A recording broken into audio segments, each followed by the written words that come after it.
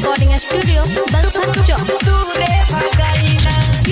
आप सुन रहे हैं राजा रंजित राही को।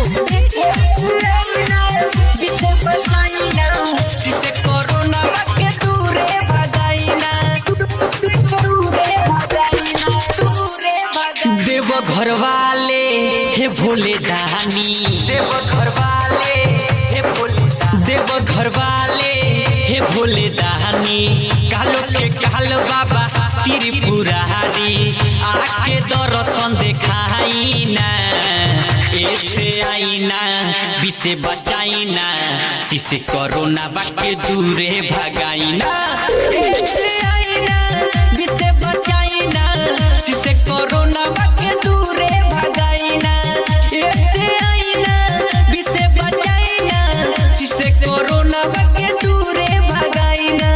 देव घर वाले हे भोले दानी, कालो के काल बाबा त्रिपुरारी, आके दर्शन दिखाई ना, ऐसे आई ना, विषे बचाई ना, शिशे कोरोना बाके दूरे भगाई ना, ऐसे आई ना, विषे बचाई ना, शिशे कोरोना बाके दूरे भगाई ना, ऐसे आई ना, विषे बचाई ना, शिशे कोरोना बाके दूरे भगाई ना, दूरे भगाई ना, दूरे भगाई ना,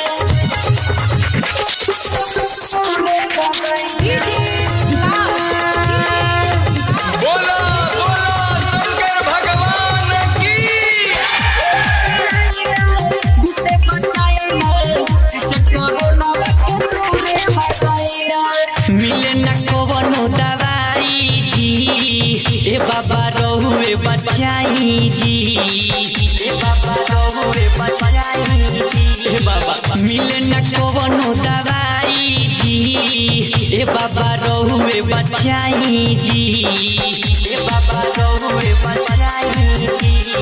सुनले बानी महिमा हो भारी, हे भोले बाबा त्रिपुरारी, तन को दया बरसाई ना, ऐसे आई ना, विषे बचाई ना, शिशे कोरोना बाके दूरे भगाई ना, ऐसे आई ना, विषे बचाई ना, शिशे कोरोना बाके दूरे भगाई ना, ऐसे आई ना, विषे बचाई ना, शिशे कोरोना बाके दूरे भगाई ना, दूरे भगाई ना, दूरे भगाई ना। आप सुन रहे हैं राजा रंजित राही को। बोलो बोलो बाबा महेंद्रनाथ की।